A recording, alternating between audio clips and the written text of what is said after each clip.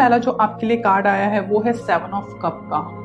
आपकी एनर्जी जो है वो बहुत ही कंफ्यूजिंग है। अभी ऐसा लग रहा है कि आपको समझ में नहीं आ रहा कि आप एक्चुअली में क्या चाहते हैं। आपको अपनी लाइफ में पार्टनर कौन सा चाहिए, क्या चाहिए। आपकी लाइफ में करियर इम्पॉर्टेंट है, आपका पार्टनर इम्पॉर्टेंट है, या आप किसी और चीज़ में उलझे हुए हैं जिसकी वजह से आप अपने पर्सनल लाइफ को, अपनी रोमांटिक लाइफ को, अपने लव लाइफ को ध्यान नहीं दे रहे हैं, जिसकी वजह से चीज़ें बहुत मैस हो रही है। और साथ ही साथ आपके पार्टनर की बात की जाए, जो कि हो सकता है कि आपका पार्टनर जो है वो फायर साइन को बिलोंग करता है। इट माइट बी पॉसिबल कि आपके जो पार्टनर हैं वो लियो, एरीज या सैजिटेरियस हो सकते हैं। ठीक है, बहुत स्ट्रॉन्ग चांसेस हैं। और उनकी जो डिमांड है वो आपसे टाइम चाहते हैं, वो आपसे पूरा टाइम चाहते हैं, और वो चाहते हैं कि आप उनके आसपास रहो, आप उनसे बात करो, आप उनसे अपनी चीज़ों को शेयर करो। वो आपका अटेंशन चाहते हैं जो कि आप उनको दे नहीं रहे हो।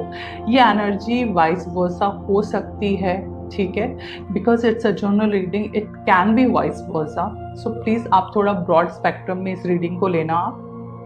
बट मुझे अटेंशन की कमी लग रही है, फोकस की कमी लग रही है आपके रिलेशनशिप में, और डिस्ट्रैक्शन की भी एक एनर्जी बहुत स्ट्रांगली आ रही है। तो सबसे पहले आपको फोकस करना होगा कि आपको लाइफ में चाहिए क्या, कौन ज़्यादा इम्पॉर्टेंट है, आपका लव लाइफ या आपका प्रोफेशनल या फिर कोई और चीज़।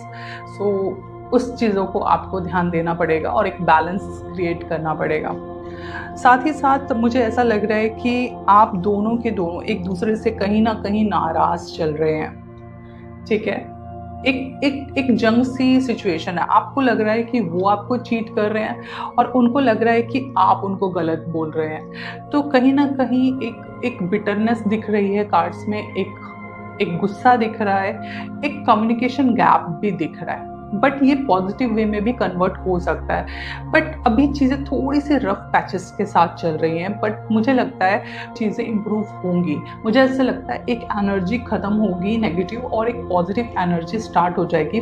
ओके, साथ ही साथ जो मुझे आपके लिए प्रॉब्लम लग रहा है,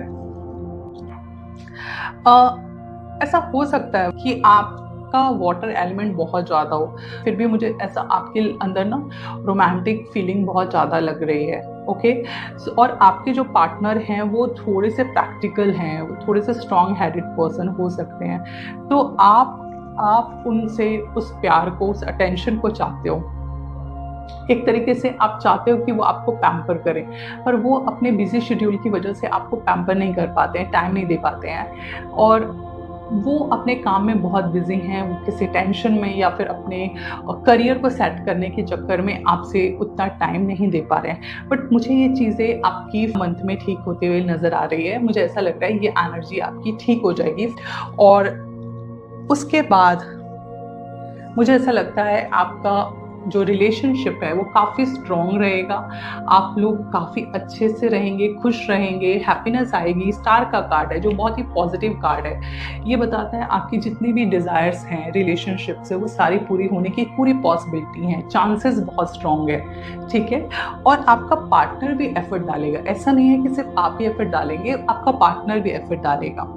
दूसरा साथ में 9 ऑफ कॉइन का कार्ड आया है, जो कि कहीं ना कहीं ये बता रहा है कि आपकी जो भी डिज़ायर्स हैं वो पूरी होंगी, आपकी सारी ड्रीम्स पूरी होंगी, और आप अपने पार्टनर के साथ एक अच्छा टाइम स्पेंड करेंगे। अगर आपके रिलेशनशिप में कुछ भी प्रॉब्लम है तो कोशिश करो इसको रिजॉल्व करने का, और मुझे ऐसा लग रहा है कि आपकी ये चीज़ें रिजॉल्व हो जाएंगी। साथ ही साथ मुझे एक जजमेंट का कार्ड आया है, जो कि एक मेजर ट्रांसफॉर्मेशन का कार्ड है। ओके, सो ये भी हो सकता है कि फिर इस मंथ में आपका रिलेशनशिप काफ़ी हद तक ट्रांसफॉर्म हो, बेटर हो, इम्प्रूव हो। अब इसके ऊपर ज़रूर ये बात मायने रखती है कि आपका पास्ट रिलेशनशिप कैसा था। अगर आपका पास्ट रिलेशनशिप अच्छा था आपके पार्टनर के साथ, तो ऑफकोर्स आपका रिलेशनशिप इम्प्रूव होगा। बट अगर आपका पार्टनरशिप, आपका रिलेशनशिप आपके पर्सन के साथ उतना स्ट्रॉन्ग नहीं था, तो चीज़ें हो सकता है इतनी इम्प्रूव ना हो।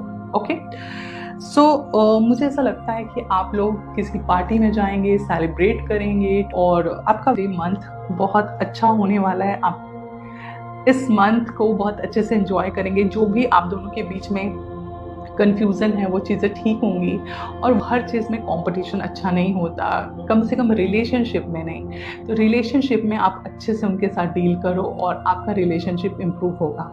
साथ ही साथ क्वीन ऑफ स्वॉर्ड का कार्ड आया है, कुछ ऐसी चीज़ें होती हैं जो थर्ड पर्सन की इंटरफेरेंस से ख़राब हो जाती है। तो अगर आप अपने रिलेशनशिप में इम्प्रूव करना चाहते हो, आप चाहते हो कि आपका रिलेशनशिप अच्छा चले, तो आपको बहुत सोच समझ के लोगों के साथ अपनी चीज़ें शेयर करनी चाहिए, क्योंकि कई बार ऐसी गाइडेंस आपको मिलती है जो कि नेगेटिव होती है।